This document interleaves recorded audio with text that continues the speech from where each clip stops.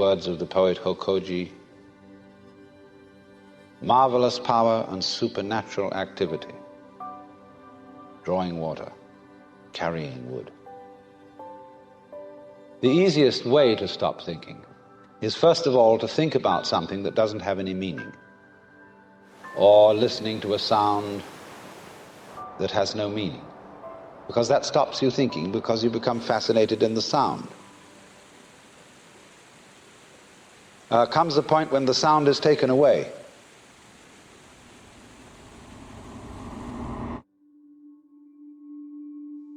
And you're wide open.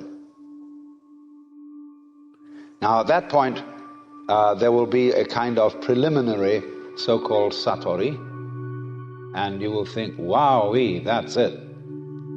You'll be so happy, you'll be walking on air.